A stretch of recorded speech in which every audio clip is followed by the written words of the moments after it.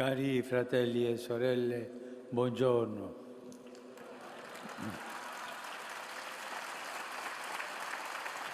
Nel percorso di catechesi sulla famiglia, oggi prendiamo direttamente ispirazione dall'episodio narrato dall'Evangelista Luca che abbiamo appena ascoltato. È una scena molto commovente che ci mostra la compassione di Gesù per chi soffre. In questo caso una vedova che ha perso l'unico figlio e ci mostra anche la potenza di Gesù sulla morte. La morte è un'esperienza che riguarda tutte le famiglie senza eccezione alcuna. Fa parte della vita, eppure quando tocca gli affetti familiari la morte non riesce mai ad apparirci naturale. Per i genitori sopravvivere ai propri figli è qualcosa di particolarmente straziante, che contraddice la natura elementare dei rapporti che danno senso alla famiglia stessa. La perdita di un figlio o di una figlia è come se fermasse il tempo, si apre una voragine che inghiotte il passato e anche il futuro. La morte che porta via il figlio piccolo o giovane è uno schiaffo alle promesse, ai doni e sacrifici d'amore gioiosamente consegnate alla vita che abbiamo fatto nascere. Tante volte vengono a messa a Santa Marta genitori con la foto di un figlio, una figlia,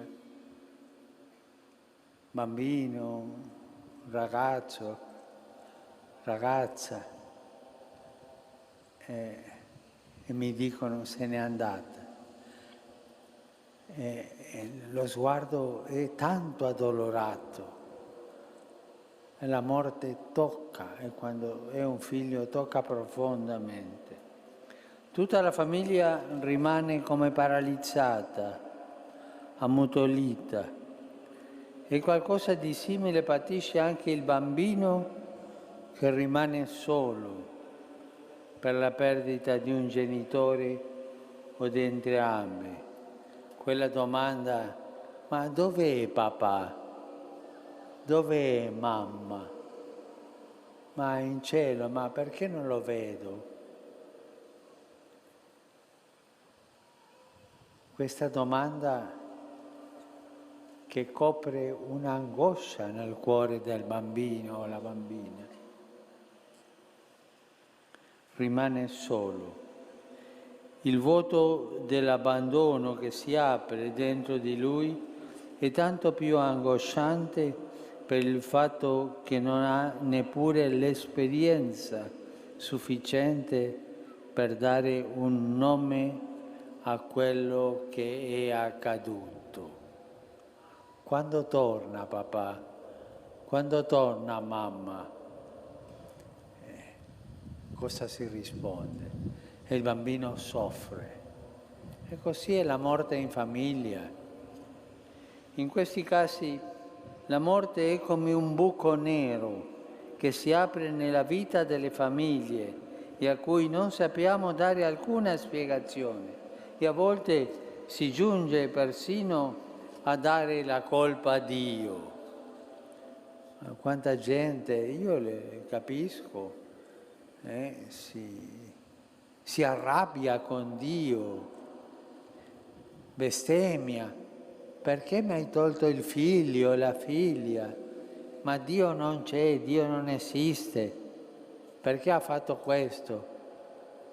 Tante volte abbiamo sentito questo, ma questa rabbia è è un po' quello che viene dal cuore del dolore grande, la perdita di un figlio, di una figlia, papà, della mamma, è un grande dolore e questo accade continuamente nelle famiglie.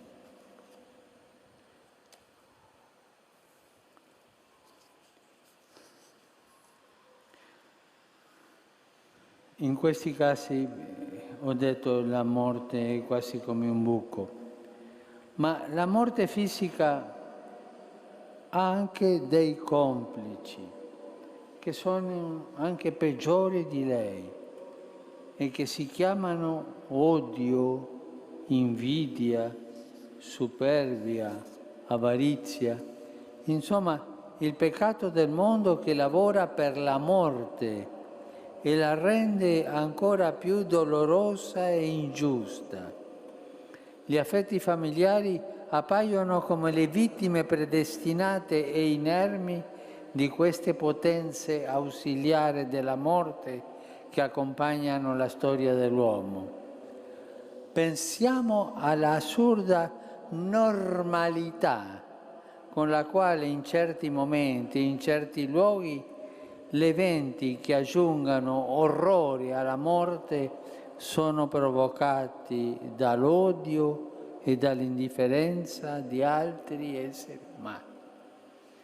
Il Signore ci liberi dall'abituarci a questo. Nel popolo di Dio, con la grazia della sua compassione donata in Gesù, tante famiglie dimostrano con i fatti che la morte non ha l'ultima parola. E questo è un vero atto di fede. Tutte le volte che la famiglia nel lutto, anche terribile, trova la forza di custodire la fede e l'amore che ci uniscono a coloro che amiamo, essa impedisce già ora alla morte di prendersi tutto. Il buio della morte va affrontato con un più intenso lavoro di amore. Dio mio, rischiara le mie tenebre. È l'invocazione della liturgia della sera. Nella luce della risurrezione del Signore, che non abbandona nessuno di coloro che il Padre gli ha affidato, noi possiamo togliere alla morte il suo pungiglione, come diceva l'Apostolo Paolo. Possiamo impedire di avvelenarci la vita, di rendere vani i nostri affetti, di farci cadere nel vuoto più buio. In questa fede possiamo consolarci l'un l'altro, sapendo che il Signore ha vinto la morte una volta per tutte. I nostri cari non sono scomparsi nel buio del nulla. La speranza ci assicura che essi sono nelle mani buone e forti di Dio. L'amore è più forte della morte. Per questo la strada è far crescere l'amore, renderlo più solido, e l'amore ci custodirà fino al giorno in cui ogni lacrima sarà asciugata, quando non ci sarà più la morte, né lutto, né lamento, né affanno. Se ci lasciamo sostenere da questa fede, l'esperienza del lutto può generare una più forte solidarietà dei legami familiari, una nuova apertura al dolore delle altre famiglie, una nuova fraternità con le famiglie che nascono e rinascono nella speranza. Nascere e rinascere nella speranza. Questo ci dà la fede, ma io vorrei sottolineare l'ultima frase del Vangelo che oggi abbiamo sentito. Dopo che Gesù torna alla vita questo giovane, figlio della mamma che era vedova, dice il Vangelo, Gesù lo restituì a sua madre. E questa è la nostra speranza.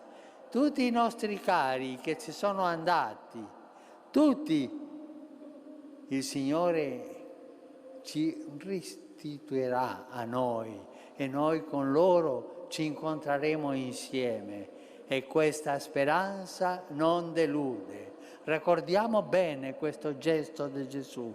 E Gesù lo restituì a sua madre. Così farà il Signore con tutti i nostri cari nella famiglia. Questa fede, questa speranza ci protegge dalla visione nichilista della morte, come pure dalle false consolazioni del mondo, così che la verità cristiana non rischi di mischiarsi con mitologie di vario genere, cedendo ai riti della superstizione antica o moderna. Oggi è necessario che i pastori e tutti i cristiani esprimano in modo più concreto il senso della fede nei confronti dell'esperienza familiare del lutto. Non si deve negare il diritto al pianto, dobbiamo piangere nel lutto. Anche Gesù scoppiò in pianto e fu profondamente turbato per il grave lutto di una famiglia che amava. Possiamo piuttosto attingere dalla testimonianza semplice e forte di tante famiglie che hanno saputo cogliere nel durissimo passaggio della morte anche il sicuro passaggio del Signore crocifisso e risorto, con la sua irrevocabile promessa di resurrezione dei morti. Il lavoro dell'amore di Dio è più forte del lavoro della morte e di quell'amore, è proprio di quell'amore che dobbiamo farci complici, operosi con la nostra fede. E ricordiamo quel gesto di Gesù. E Gesù lo restituì a sua madre. Così farà con tutti i nostri cari e con noi quando ci incontreremo, quando la morte sia definitivamente sconfitta in noi. Lei è sconfitta dalla croce di Gesù. Gesù ci restituirà in famiglia a tutti. Grazie.